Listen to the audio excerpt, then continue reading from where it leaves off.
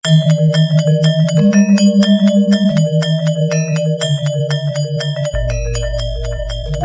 teman-teman semuanya, perkenalkan nama aku Devi Soleha, NIM 3420066 dari kelas Dakwah Lintas Budaya B. Di sini Devi akan menjelaskan mengenai budaya yang ada di Bali, yakni budaya Pawai Ogo-Ogo.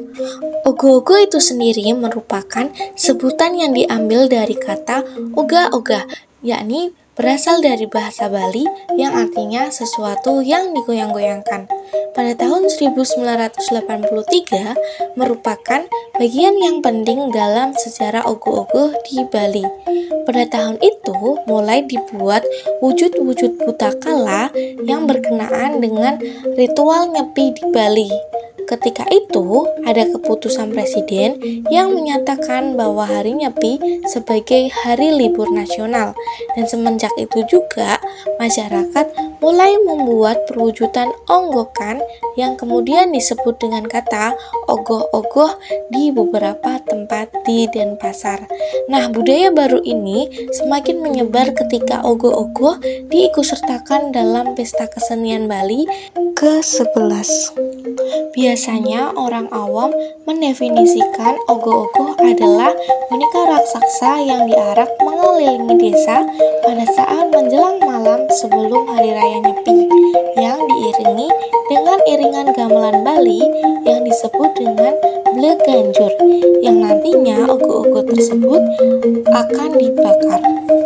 Ogoh-ogoh itu sendiri merupakan karya seni patung dalam kebudayaan Bali yang menggambarkan kepribadian Butakala. Dalam ajaran Hindu Dharma, Butakala mempresentasikan kekuatan alam semesta dan waktu yang tak terukur dan tak terbantahkan.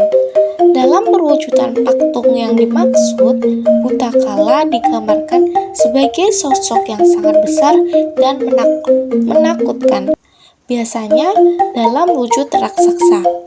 Selain wujud raksasa, ogoh-ogoh sering pula digambarkan dalam wujud makhluk-makhluk yang hidup di Mayapada, surga, dan neraka. Misalnya, naga, gajah, widadari, bahkan dalam perkembangannya ada yang dibuat menyerupai orang-orang terkenal seperti para pemimpin dunia, artis, atau tokoh agama, bahkan penjahat.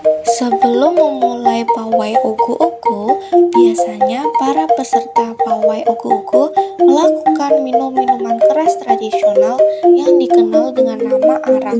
Nah, pada umumnya, ogo-ogo diarak menuju suatu tempat yang diberi nama sema, yakni tempat persembahyangan umat Hindu sebelum dibakar dan pada saat pembakaran mayat.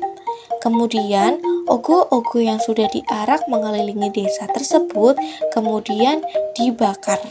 Ogoh-ogoh sendiri memiliki fungsi sebagai representasi Butakala, dibuat menjelang Hari Raya Nyepi dan diarak beramai-ramai mengelilingi desa pada senja hari atau yang disebut dengan pangrupukan, sehari sebelum Hari Nyepi. Kemeriahan saat pawai ogo-ogo tidak hanya dirasakan oleh umat Hindu saja, akan tetapi tak jarang ditemukan banyak umat Muslim yang melihat pawai ogo-ogo tersebut. Ada juga umat Muslim yang berjualan di daerah tempat-tempat pawai ogo-ogo tersebut. Dengan begitu, muncul rasa toleransi antara umat Islam dengan umat Hindu saat acara pawai ogo-ogo tersebut. Hubungan antara umat Muslim dengan penganut agama lain tidak dilarang oleh syariat Islam, kecuali dalam bekerja sama dengan bentuk persoalan akidah dan ibadah. Karena kedua aspek tersebut merupakan hak intern umat Islam yang tidak boleh dicampuri oleh pihak lain, tetapi dalam aspek sosial kemasyarakatan boleh bersama atau boleh bersatu membentuk satu kerjasama yang baik. Dengan adanya budaya ogoh-ogoh yang ada di Bali ini, ternyata terdapat rasa toleransi antara umat Islam dan umat Hindu yang terjalin dengan baik. Mereka tidak saling mengejek atau menghina kegiatan tersebut, melainkan mereka saling toleransi dan menghormati sesama.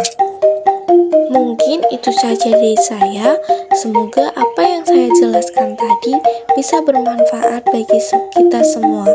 Dan apabila Devi banyak salah dari kata omongan atau lain sebagainya, Devi mohon maaf. Billahi taufiq wal hidayah. Terima kasih. Wassalamualaikum warahmatullahi wabarakatuh.